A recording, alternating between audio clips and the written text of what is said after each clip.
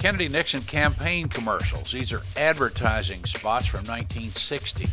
These commercials from the race between John F. Kennedy and Richard Nixon are perhaps the beginning of modern political propaganda, primarily through television exposure.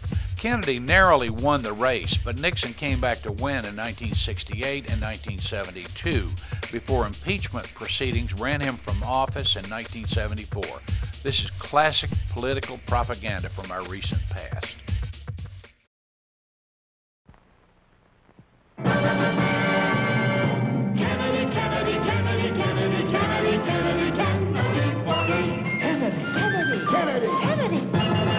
Do you want a man for president who's seasoned through and through, but not so doggone seasoned that he won't try something new? A man who's old enough to know and young enough to do. Well, it's up to you, it's up to you, it's strictly up to you. Do you like a man who answers straight, a man who's always fair? We'll measure him against the others, and when you compare, you'll cast your vote for Kennedy and a change that's overdue.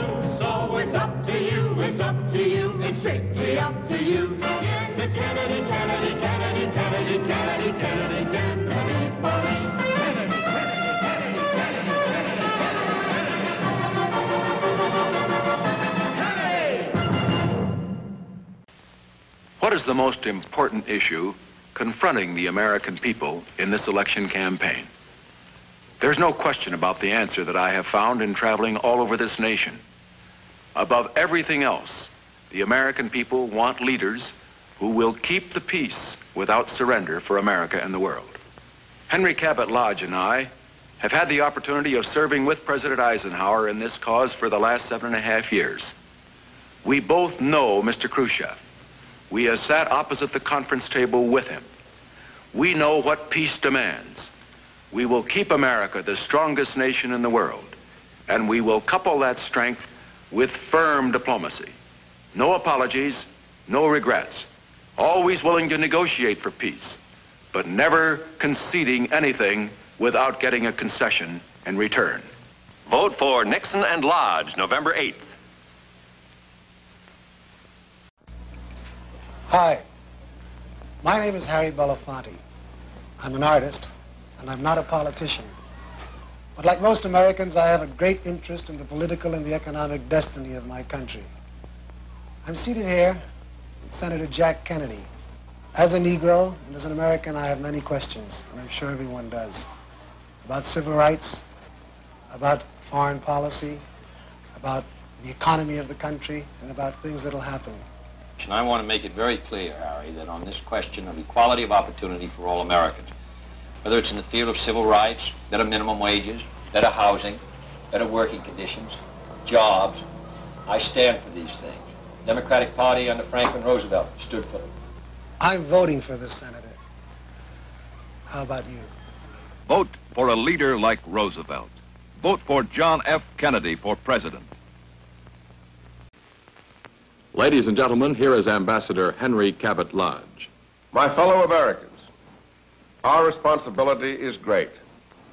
We must remain strong so that no nation will ever dare attack us. We must lead by our example, bringing about equality here at home, as the Declaration of Independence promised, so as to guarantee that the promise of the American Revolution, and not the menace of the Communist Revolution, will be the way of the future. This is the time for judgment, for dedication, but above all for experience and talent in high places. The next president must have all of these qualities, as does my running mate, Richard Nixon. Vote for Nixon and Lodge November 8th. They understand what peace demands. Mr. Nixon, what is the truth? Can we continue to have peace while Khrushchev is trying to stir up the whole world against us? Well, the truth is that we must continue to have peace. And we can if we continue to show firmness and strength to the communist world. Khrushchev is a cold, hard, ruthless man. He feeds upon weakness and doubt. And we must never make the mistake of letting him think we are weak. We must show him we are strong, economically and militarily, that we will not be coerced, that we will not tolerate being pushed around. We must continue to deal with communism and the Soviet leaders, not belligerently, but firmly, and always with vigilance. Vote for Nixon and Lodge, November 8th. They understand what peace demands.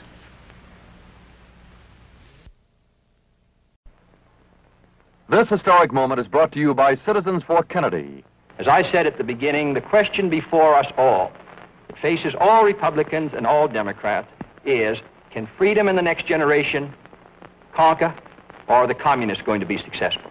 That's the great issue. And if we meet our responsibilities, I think freedom will conquer. If we fail to move ahead, if we fail to develop sufficient military and economic and social strength here in this country, then I think that the tide could begin to run against us. And I don't want historians 10 years from now to say, these were the years when the tide ran out for the United States. I want them to say, these were the years when the tide came in. These were the years when the United States started to move again. That's the question before the American people, and only you can decide what you want this country to be, what you want to do with the future. I think we're ready to move, and it is to that great task, if we're successful, that we will address ourselves. Every Republican politician wants you to believe that Richard Nixon is, quote, experienced. They even want you to believe that he has actually been making decisions in the White House. But listen to the man who should know best, the President of the United States. A reporter recently asked President Eisenhower this question about Mr. Nixon's experience. I just wondered if you could give us an example of a major idea of his that you had adopted in that role as the decider and final. If you give me a week, I might think of one. I don't remember. Because At the same press conference, President Eisenhower said, no one can make a decision except me. and as for any major ideas from Mr. Nixon, If you give me a week, I might think of one. I don't remember. President Eisenhower could not remember, but the voters will remember. For real leadership in the 60s, help elect Senator John F. Kennedy president. This is the Sills family. Recently, John F. Kennedy visited the Sills. Mr. and Mrs. Sills are facing one of the great problems that all American families are now facing, and that is the great increase in the cost of living. Our rent has gone up, our food, our cleaning of our clothing, buying of the clothing, our gas and electric and our telephone bills have gone up. What's been your experience, Mrs. Sills, as far as keeping those two daughters of yours going? We're very concerned with their future. We would like both of them to go to college. Have you been able to put much aside? No, unfortunately, not right now. One of the things which I think has increased the cost of living has been this administration's reliance upon a high-interest rate policy. My own judgment is that we're going to have to try to do a better job in this field. Yes, we can do better. But to do so, we must elect the man who cares about America's problems. We must elect John F. Kennedy president. Queridos amigos, les habla la esposa del senador John F. Kennedy, candidato a la presidencia de los Estados Unidos.